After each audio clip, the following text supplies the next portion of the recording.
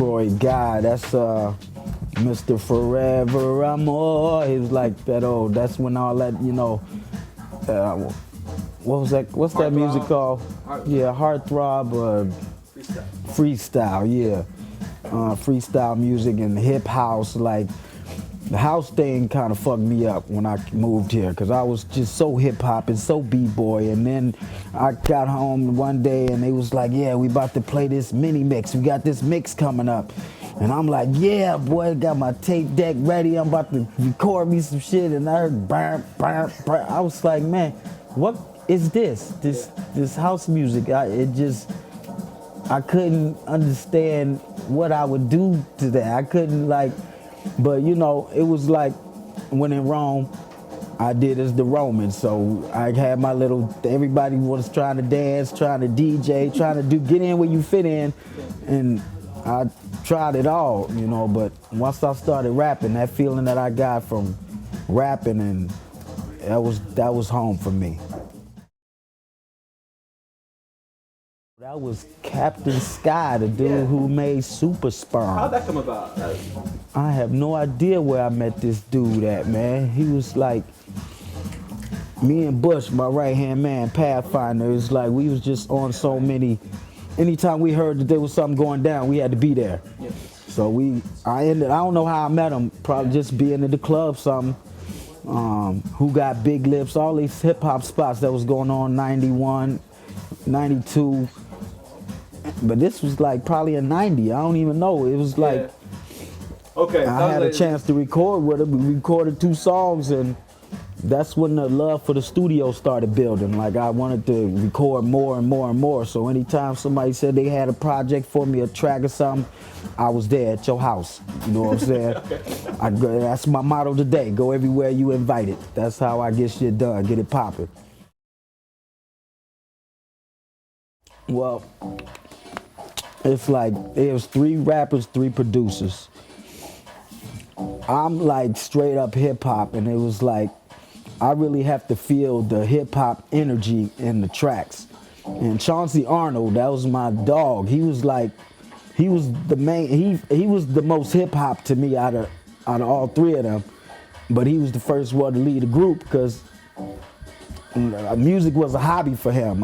He didn't have that passion. I guess he had it for a little while, but maybe he thought or felt that his beats were getting overshadowed. He couldn't express himself the way he wanted, you know. And it's hard when you got 3 cooks in the kitchen and everybody, you know, everybody's a leader. It's hard for somebody to just ride with you and everything you say, all your ideas. So I guess, and plus dude had good ass job, and his wife, or wife now, good ass job. So it was like the music wasn't a driving force for him, you know what I mean? So when he left the group in like 95, 96, I gave it a couple more years, and then I was like, man, I could do bad by myself, because it's like I wasn't really feeling it, you know what I'm saying? And we had a lot of shit going on. We came out at a time, my man Jay Bird, you know, we came out at a great time with him starting Shrewd. We came out when all the record labels was giving him tapes to send out, the Loud, the Raucous, the Bad Boy, you know, the Biggie and Craig Mack on one side. It was like they was handing out Rubberoom tapes with that. So to a lot of people over 30, 35, we came out with all the big groups. So we was getting promoted with Wu-Tang and all that stuff. So it was like, that was big for us. And all the club promoters throwing parties, they wanted Jay Bird there so they could have the fresh shit, get the new t-shirts and the tapes. So they was like, we'll get those guys a show. So we got to perform. We did like 100 shows the first year we was together. It was crazy. We was everywhere.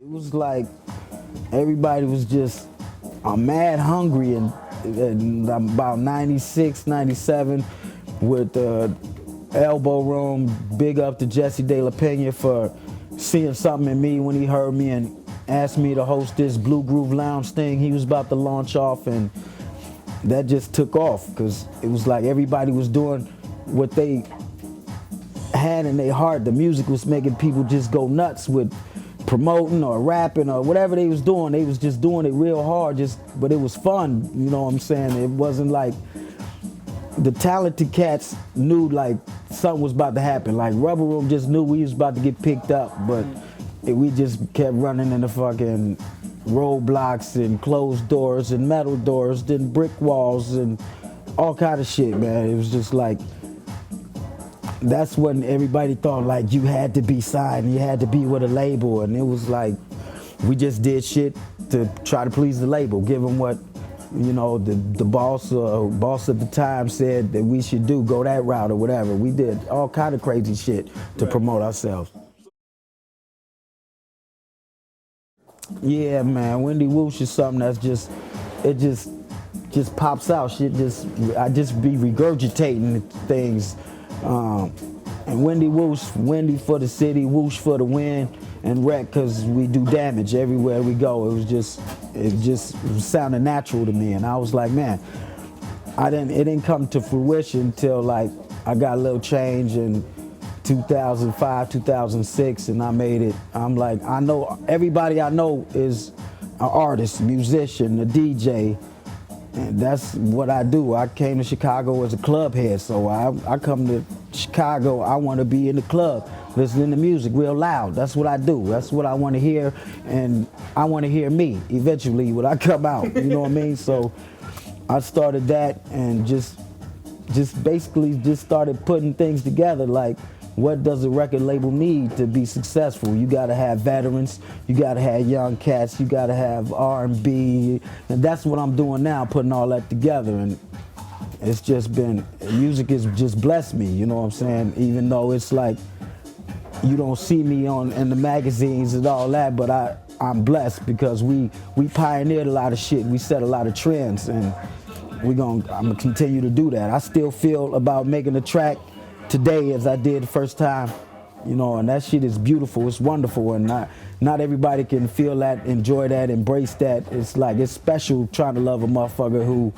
really got a vision, you know what I'm saying?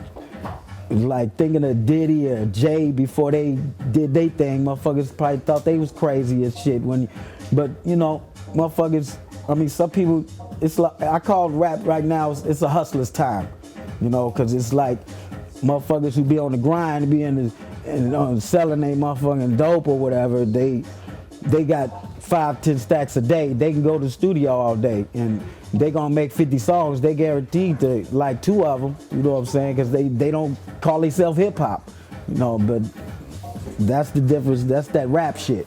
You know, they doing it for the money because we got money, so let's spend some money, make some money.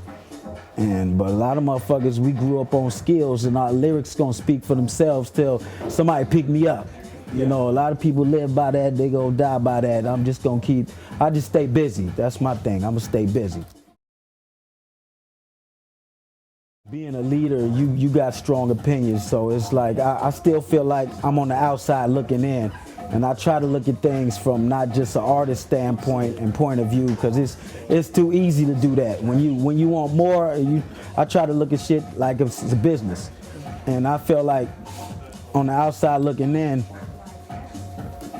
no matter how you look at it, what you do, if you hip hop, I'm a b-boy type of hip hop. So if you talking hip hop, you gotta be talking about breaking, graffiti, DJ and the MC. That's hip hop to me.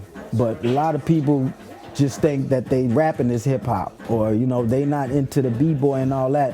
That's not hip hop to me. You know, I'm from the ABCs and 1, 2, 3 school of hip hop. You got to know who started it, who founded it, who's the favorite back then. If you don't know who Rakim is, you ain't got to know who Funky 4 Plus 1 Mo is, but it'd be nice if you did, you know what I'm saying? Yeah.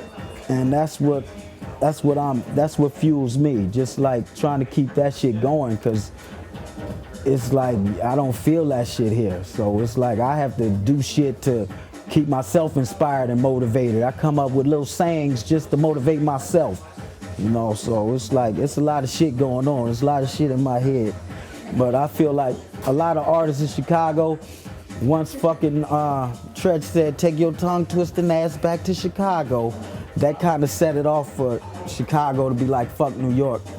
But it's like in the industry, unless you got everybody supporting you and buying your shit, we need each other out here. In Chicago, you know, they gotta do their own thing. Everybody got their own personal view of hip hop because it's in the middle.